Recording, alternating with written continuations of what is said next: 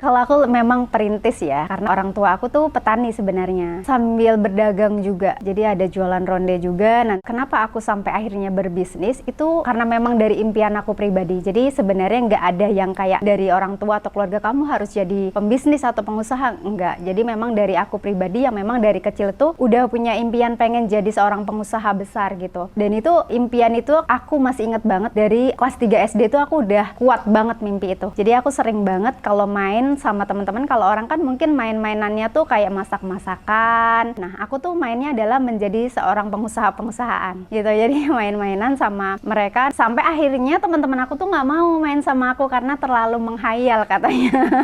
Hayalannya terlalu tinggi. Males kamu mah wong edan gitu. Kamu mah orang gila gitu. Akhirnya aku cuman main sama kambing-kambing aku, terus sama pohon-pohon singkong. Itu aku menjadikan mereka seolah karyawan-karyawan aku, partner bisnis aku gitu. Itu udah aku mainnya tuh kayak gitu. Dan itu tuh bener-bener nggak cuman sekadar mainan belaka ya, bener-bener kayak pengen aku kejar gitu. Jadi kalau orang nanya, nanti rumah kamu sebelah mana? Aku rumahku gini. Oh enggak, kalau rumah aku nanti di sana, di kota. Udah kayak gitu.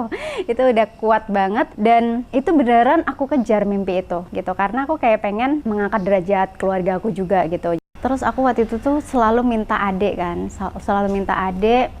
Aku tuh pengen punya adik gitu. Sampai akhirnya ternyata kondisi Ma itu seharusnya udah nggak boleh hamil lagi. Tapi aku nggak tahu kayak gimana. Pokoknya akhirnya hamil dan saat melahirkan saat itu juga meninggal. Nah di situ sih kayak aku benar-benar itu masih kecil dan awalnya belum paham. Aku paham ketika kayak pas kerandanya lewat itu siapa gitu kan, masih kecil masih 6 tahun apa ya.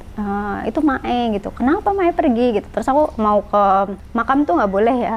Di situ aku baru sadar, oh Mae itu udah nggak ada gitu ya. Setiap pagi aku setiap hari nyiumin baju-baju Mae gitu ya. Aku nggak tahu harus ngejalanin hidup kayak gimana karena setiap hari kan disayang ya sama Mae. Terus udah mulai berapa bulan bisa main sama temen, ternyata pas main sama temen tuh malah dibully. Tuh gara-gara kamu sih minta adik jadi ibu kamu meninggal gitu. Nah itu paling sakit ya karena dianggap kayak oh aku penyebab kematian ibuku gitu. Bahkan aku sampai benci sama adik aku karena kan gara-gara aku minta adik dan lihat adikku lahir, mamaku meninggalkan. Nah di situ lumayan berat sih.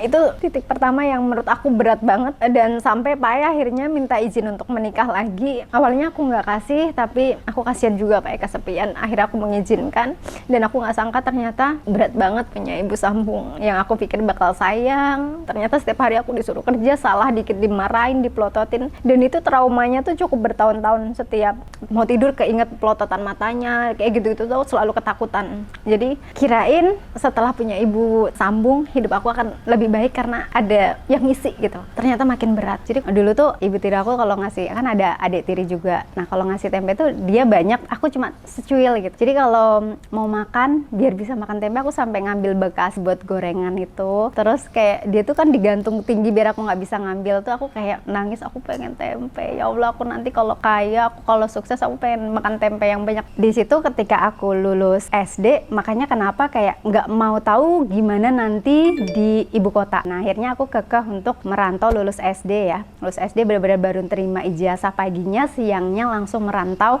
ikut tante aku. Dan tante aku pun bingung kamu mau ngapain gitu. Cuman karena kondisi aku waktu itu kan sama ibu tiri aku, ibu angkat aku tuh udah nggak kuat sebenarnya. Sebenarnya itu sih salah satu yang mendorong kenapa aku pokoknya nekat merantau, bukan hanya sekedar kayak pengen jadi pengusaha, tapi kan emang udah nggak kuat tinggal di sana. Karena kan aku harus berpura-pura di depan ayah aku bahwa aku baik-baik saja. Sebenarnya aku setiap hari itu selalu kayak nangis, tersiksa gitu. Cuman aku nggak mau membuat ayah aku merasa bersalah karena sudah menikah lagi. Nah akhirnya aku memilih untuk pergi dari kampung untuk merantau dan mengejar mimpi aku. Akhirnya merantau. Saat merantau itu aku juga masih inget impian aku yang pengen jadi pengusaha itu. Makanya oke, nggak apa-apa, aku mulai dari mana aja. Makanya jadi ART dulu kan. Begitu sampai di tante aku bingung, anak sekecil ini mau dibawa kemana gitu kan. Terus aku bilang pokoknya aku mau kok kerja apa aja gitu. Beneran, kamu nggak apa-apa jadi ART, temen aku lagi nyari, tapi gajinya cuma 100